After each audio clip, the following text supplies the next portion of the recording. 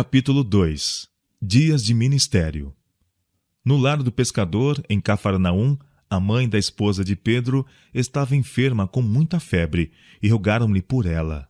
Lucas capítulo 4, verso 38.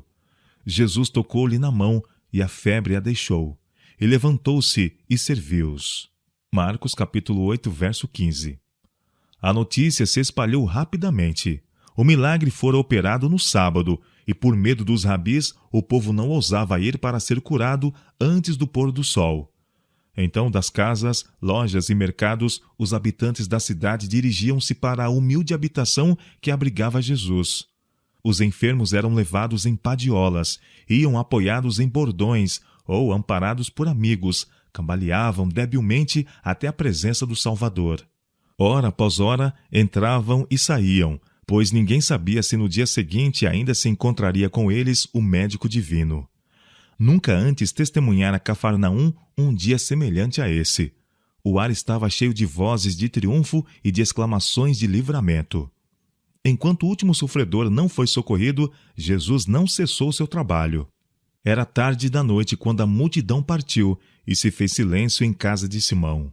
Findara o longo dia cheio de agitação e Jesus buscou repouso. Mas enquanto a cidade se achava imersa no sono, o Salvador, levantando-se de manhã muito cedo, estando ainda escuro, saiu e foi para um lugar deserto, e ali orava. Marcos capítulo 1, verso 35. De manhã cedo, Pedro e seus companheiros foram ao encontro de Jesus, dizendo que o povo de Cafarnaum já o estava procurando. Com surpresa, ouviram as palavras de Cristo. Também é necessário que eu anuncie a outras cidades o evangelho do reino de Deus, porque para isso fui enviado. Lucas capítulo 4, verso 43. Na agitação de que Cafarnaum se achava então possuída, havia perigo que se perdesse de vista o objetivo de sua missão. Jesus não se satisfazia em atrair a atenção para si mesmo unicamente como um operador de maravilhas, ou alguém que curasse as doenças do corpo. Queria atrair as pessoas a si como seu Salvador. O povo estava ansioso de crer que ele viera como rei para estabelecer um reino terrestre, mas ele lhes desejava desviar a mente do terreno para o espiritual. Um êxito meramente mundano lhe estorvaria a obra. E a admiração da descuidada massa era chocante ao seu espírito. Nenhum egoísmo tinha parte em sua vida. A homenagem prestada pelo mundo à posição, à riqueza ou ao talento era coisa estranha ao Filho do Homem. Jesus não se servia de nenhum dos meios que os homens empregam para conseguir a lealdade ou atrair homenagem. Séculos antes de seu nascimento fora profetizado a seu respeito. Não clamará, não se exaltará, nem se fará ouvir a sua voz na praça. A cana trilhada não quebrará, nem apagará o pavio que fumega. Em verdade, produzirá o juízo. Isaías capítulo 42, versos 2 e 3. Os fariseus procuravam distinção por meio de seu escrupuloso cerimonialismo e pela ostentação de seu culto e suas caridades. Provavam o zelo que tinham pela religião, tornando-a objeto de discussões. As disputas entre as seitas oponentes eram ruidosas e longas, e não raro se ouvia nas ruas o som de irritadas questões entre doutores da lei. Em notável contraste com tudo isso estava a vida de Jesus. Nessa vida não se via nunca ruidosa discussão, nem ostentoso culto, nem atos que visassem a aplausos. Cristo estava escondido em Deus, e Deus era revelado no caráter de seu Filho. Era a essa revelação que Jesus desejava dirigir a mente do povo. O sol da justiça não irrompia sobre o mundo em esplendor para deslumbrar os sentidos com sua glória. Está escrito de Cristo: como a alva será a sua saída. Oséias capítulo 6, verso 3. Calma e suavemente rompe a luz matinal sobre a terra, dissipando as trevas e despertando o mundo para a vida. Assim surgiu o sol da justiça, trazendo salvação debaixo das suas asas. Malaquias capítulo 4, verso 2. Eis aqui o meu servo, a quem sustenho, o meu eleito, em quem se compraz a minha alma. Isaías capítulo 42, verso 1. Foste a fortaleza do pobre e a fortaleza do necessitado na sua angústia, refúgio contra a tempestade e sombra contra o calor. Isaías capítulo 25, verso 4. Assim diz Deus, o Senhor, que criou os céus e os estendeu, e formou a terra e tudo quanto produz, que dá respiração ao povo que nela está, e o espírito aos que andam nela. Eu, o Senhor, te chamei em justiça, e te tomarei pela mão, e te guardarei, e te darei por conserto do povo e para a luz dos gentios, para abrir os olhos dos cegos, para tirar da prisão os presos, e do cárcere os que jazem em trevas. Isaías capítulo 42, versos 5 a 7. E guiarei os cegos por um caminho que nunca conheceram, fá-los-ei caminhar por veredas que não conheceram. Tornarei as trevas em luz perante eles, e as coisas tortas farei direitas. Essas coisas lhe farei, e nunca os desampararei. Isaías capítulo 42, verso 16. Cantai ao Senhor um cântico novo, e o seu louvor desde o fim da terra, vós que navegais pelo mar e tudo quanto há nele, vós ilhas e seus habitantes. Alcem a voz o deserto e as suas cidades, com as aldeias que Quedar habita. Exultem os que habitam nas rochas, e clamem do cume dos montes. Deem glória ao Senhor, e anunciem o seu louvor nas ilhas. Isaías capítulo 42, versos 10 a 12. Cantai alegres, vós, ó céus, porque o Senhor fez isso. Exultai vós, as partes mais baixas da terra. Vós, montes, retumbai com júbilo. Também vós, bosques e todas as árvores em vós. Porque o Senhor remiu a Jacó e glorificou-se em Israel. Isaías capítulo 44, verso 23. Da prisão de Herodes, onde em decepção e perplexidade quanto à obra do Salvador, vigiava e esperava, João Batista enviou 2 de seus discípulos a Jesus com a mensagem: És tu aquele que havia de vir ou esperamos outro? Mateus capítulo 11, verso 3. O Salvador não respondeu imediatamente à pergunta dos discípulos. Enquanto ali ficavam, maravilhados de seu silêncio, os doentes iam chegando aos seus pés. A voz do poderoso operador de curas penetrava nos ouvidos surdos. Uma palavra, um toque de sua mão, abria os olhos cegos para a contemplação da luz do dia, das cenas da natureza, do rosto dos amigos e de seu libertador. Sua voz chegava aos ouvidos do moribundo, e eles se erguiam com saúde e vigor. Paralisados possessos lhe obedeciam a palavra. Abandonava-os à loucura e lhes rendiam culto.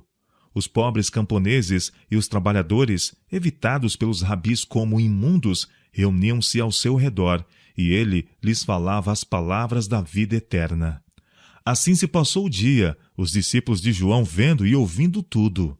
Afinal, Jesus os chamou a si e pediu-lhes que fossem e dissessem a João o que tinham visto e ouvido, acrescentando: Bem-aventurado é aquele que não se escandalizar em mim. Mateus capítulo 11, verso 6. Os discípulos levaram a mensagem e foi suficiente. João relembrou a profecia relativa ao Messias.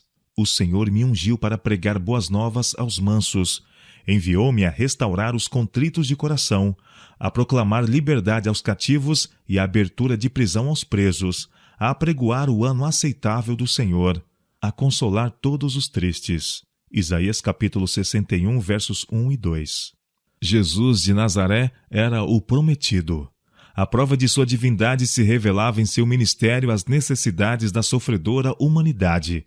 Sua glória se manifestava em sua condescendência para com nosso estado decaído.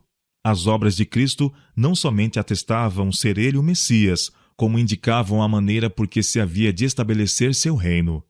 Foi revelado a João a mesma verdade que se demonstrou a Elias no deserto, quando houve um grande e forte vento, que fendia os montes e quebrava as penhas diante da face do Senhor. Porém o Senhor não estava no vento. E depois do vento, um terremoto. Também o Senhor não estava no terremoto. E depois do terremoto, um fogo. Porém também o Senhor não estava no fogo. E depois do fogo, Deus falou ao profeta numa voz mansa e delicada. 1 Reis capítulo 19, versos 11 e 12.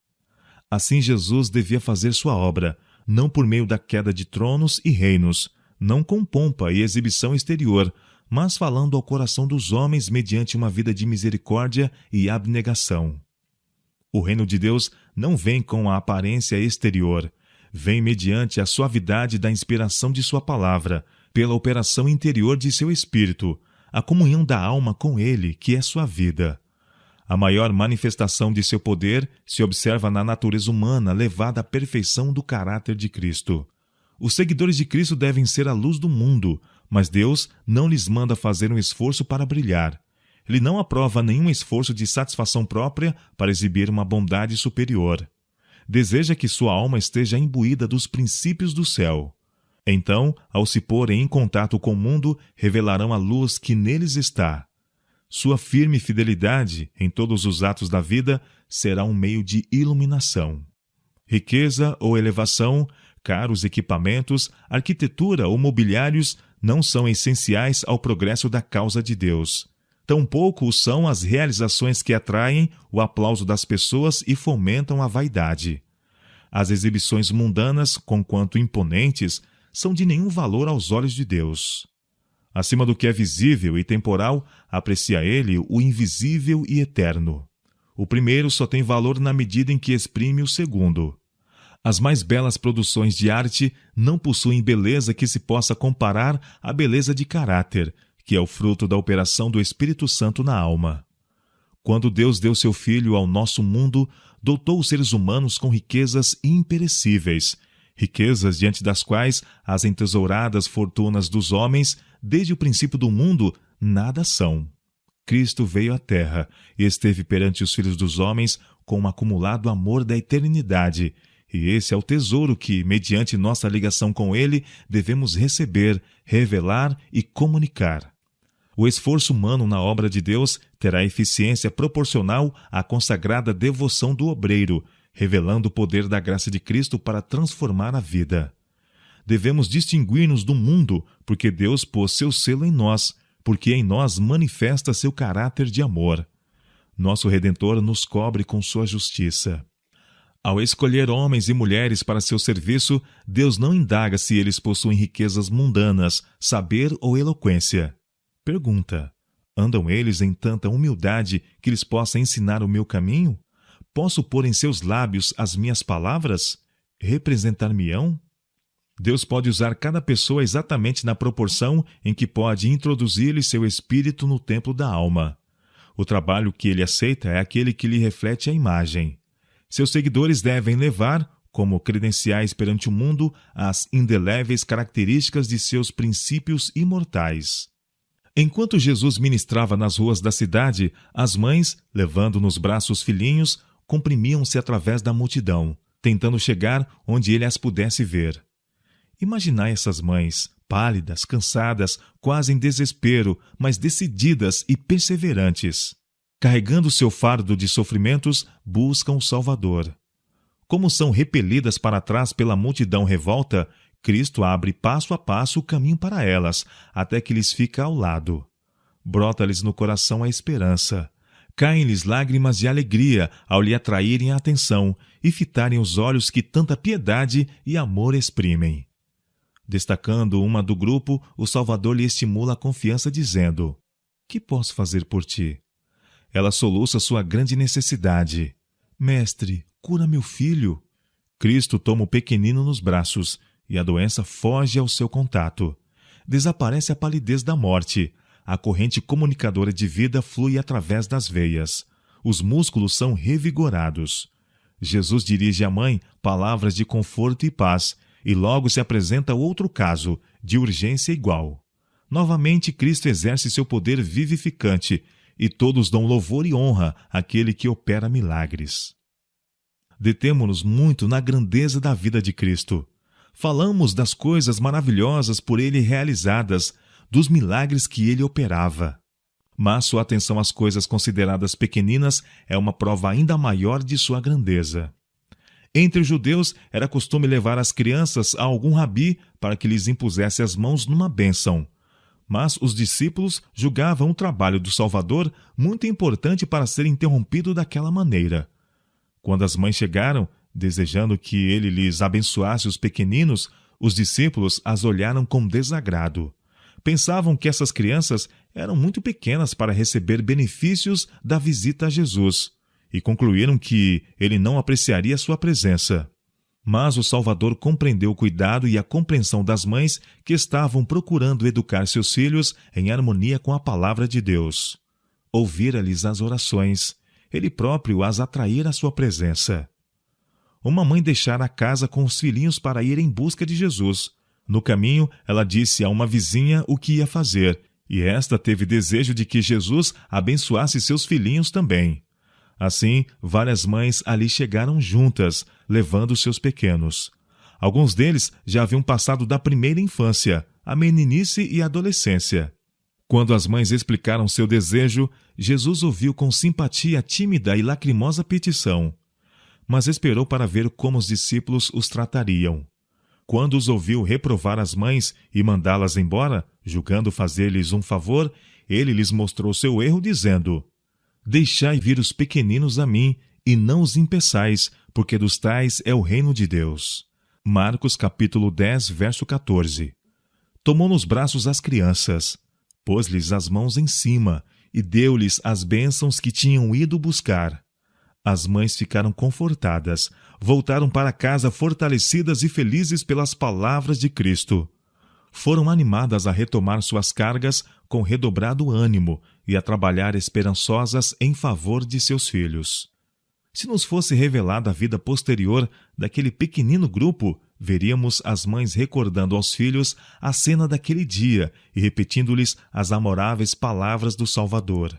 Veríamos também quantas vezes, nos anos que se sucederam, a lembrança daquelas palavras guardou os filhos de se desviarem do caminho traçado para os remidos do Senhor. Cristo é hoje o mesmo compassivo Salvador que era quando andava entre os homens. É agora tão certamente como quando tomava nos braços os pequeninos da Judéia, o ajudador das mães. Os filhos de nossa casa, da mesma maneira que as crianças dos tempos antigos, são o preço de seu sangue. Jesus conhece o fardo do coração de cada mãe. Aquele que tinha uma mãe que lutava com a pobreza e a privação, simpatiza com cada mãe em seus labores. Aquele que fez uma longa jornada a fim de aliviar o ansioso coração da mulher cananeia, fará o mesmo pelas mães de nossos dias. O que restituiu a viúva de Naim seu filho único, e em sua agonia na cruz lembrou-se de sua própria mãe, é hoje tocado pelas dores maternas. Em todo desgosto, em toda necessidade, ele confortará e socorrerá. Vão as mães ter com Jesus em suas perplexidades. Acharão graça suficiente para as ajudar no cuidado de seus filhos. As portas acham-se abertas para toda mãe que queira depor seus fardos aos pés do Salvador. Aquele que disse: Deixai vir os pequeninos a mim, e não os impeçais, porque dos tais é o reino de Deus. Convida ainda as mães a levar-lhe os pequeninos para que os abençoe.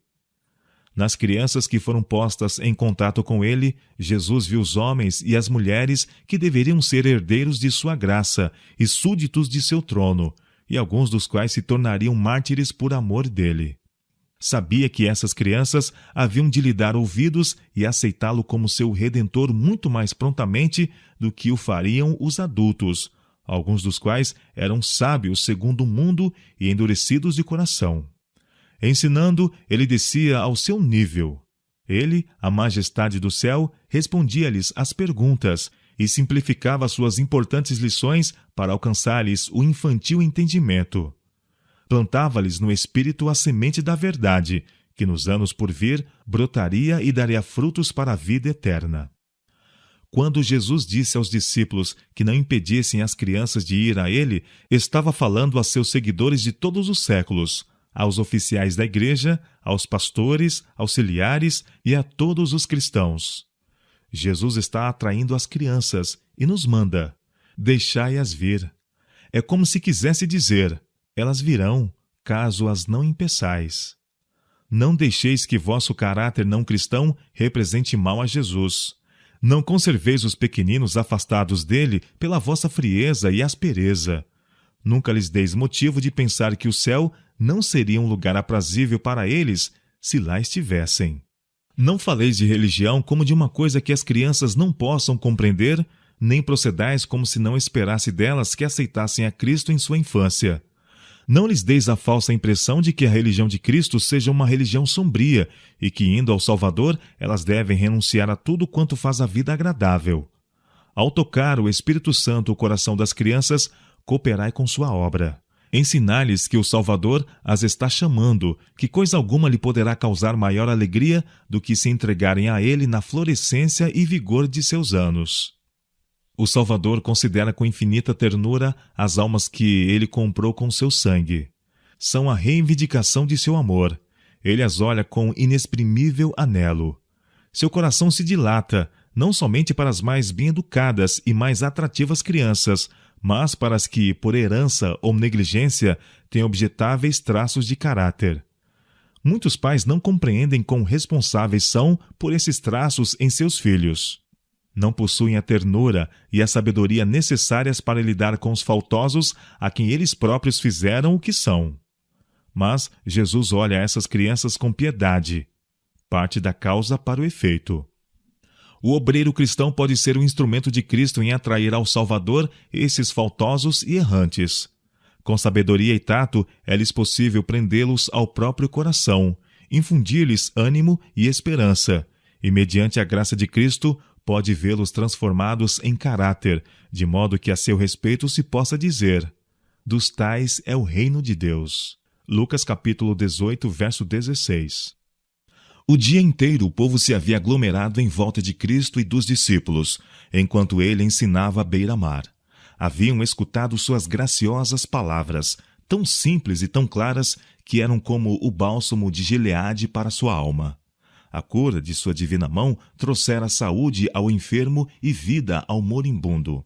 O dia se lhes afigurara como o céu na terra, e haviam ficado inconscientes do tempo em que estavam sem comer. O sol imergia no ocidente, e o povo ainda permanecia ali. Por fim, os discípulos foram falar com Cristo, insistindo que, por amor dela mesma, a multidão devia ser despedida. Muitos tinham vindo de longe, e nada haviam comido desde cedo.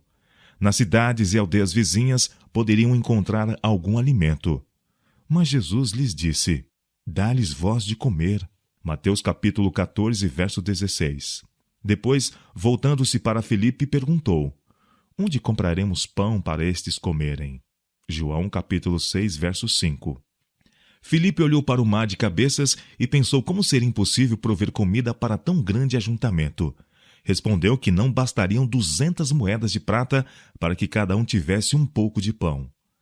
Jesus indagou a quantidade de comida que se poderia encontrar entre a multidão. Está aqui um rapaz que tem 5 pães de cevada e 2 peixinhos, disse André. Mas que é isso para tanto? João capítulo 6, verso 9. Jesus ordenou que os mesmos lhe fossem levados. Depois pediu que os discípulos fizessem o povo sentar na relva. Feito isso, tomou a comida e, erguendo os olhos ao céu, os abençoou. E, partindo os pães, deu-os aos discípulos, e os discípulos à multidão. E comeram todos e saciaram-se, e levantaram dos pedaços que sobejaram 12 cestos cheios. Mateus capítulo 14, versos 19 e 20. Foi por um milagre do divino poder que Cristo alimentou a multidão.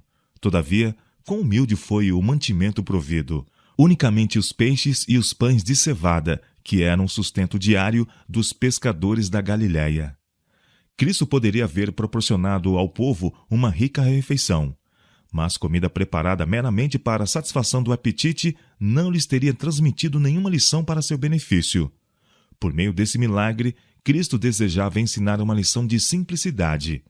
Se os homens de hoje fossem de hábitos simples, vivendo em harmonia com as leis da natureza, como viviam Adão e Eva no princípio, haveria abundante provisão para as necessidades da família humana. Mas o egoísmo e a condescendência com o apetite trouxeram pecado e miséria, por excesso de um lado e de outro por escassez.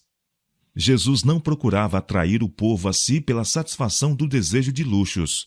Para aquela grande multidão, fatigada e faminta depois do longo e agitado dia, a simples refeição era a garantia de seu poder, ao mesmo tempo que de seu eterno cuidado por eles nas necessidades comuns da vida. O Salvador não prometeu a seus seguidores os luxos do mundo. A sorte deles poderá ser limitada à pobreza.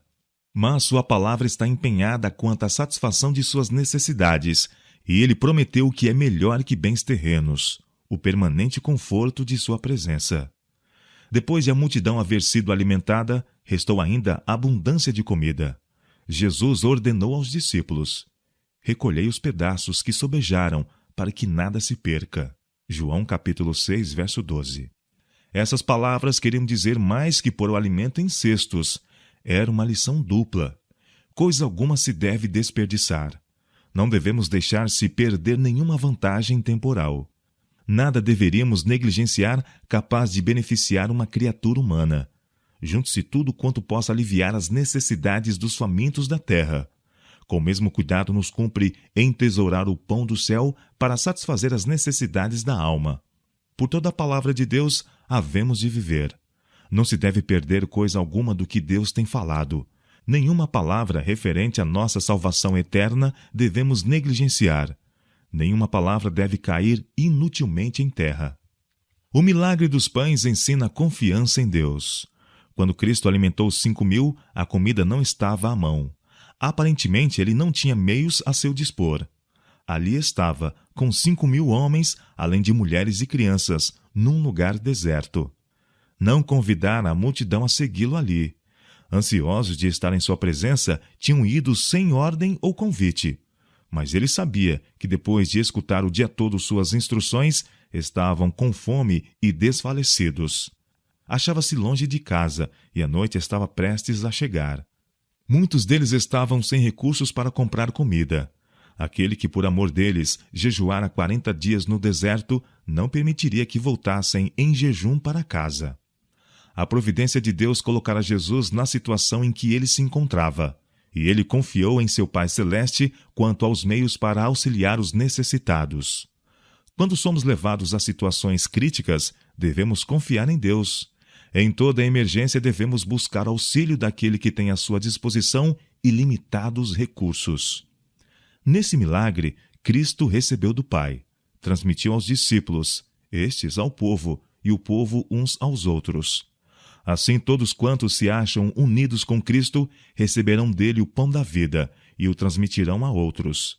Seus discípulos são um instrumento designado para a comunicação entre Cristo e o povo. Quando os discípulos ouviram a ordem do Salvador, dai-lhes vós de comer, todas as dificuldades lhes surgiram na mente. Perguntaram, iremos nós e compraremos? Mas que disse Cristo? Dai-lhes vós de comer. Marcos capítulo 6, verso 37. Os discípulos levaram a Jesus tudo quanto tinham, mas ele não os convidou a comer. Pediu-lhes que servissem o povo. A comida se multiplicou em suas mãos, e as mãos dos discípulos, estendendo-se para Cristo, nunca ficavam vazias. A pequenina provisão foi suficiente para todos. Quando a multidão tinha sido alimentada, os discípulos comeram com Jesus da preciosa comida proporcionada pelo céu. Ao vermos as necessidades dos pobres, dos ignorantes, dos aflitos, quantas vezes nosso coração desfalece? Perguntamos, que vale a nossa fraca força? Quanto valem nossos escassos recursos para suprir essa grande necessidade?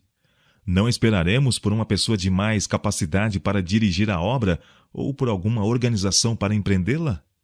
Cristo diz, dai-lhes vós de comer. Empregai os meios, o tempo, as aptidões que possuís. Levai a Jesus vossos pães de cevada. Conquanto vossos recursos talvez não sejam suficientes para alimentar milhares, poderão bastar para dar de comer a um. Nas mãos de Cristo poderão alimentar a muitos. Como os discípulos, dai o que tendes. Cristo multiplicará a dádiva. Recompensará a sincera e simples confiança nele. Aquilo que parece apenas uma escassa provisão se demonstrará um abundante banquete.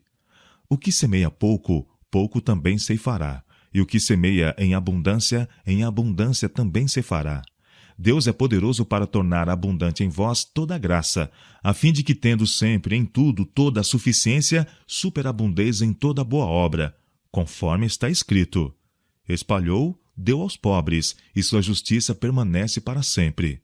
Ora, aquele que dá semente ao que semeia, e pão para comer, também multiplicará a vossa sementeira, e aumentará os frutos da vossa justiça, para que em tudo enriqueçais para toda beneficência. 2 Coríntios capítulo 9, versos 6 a 11.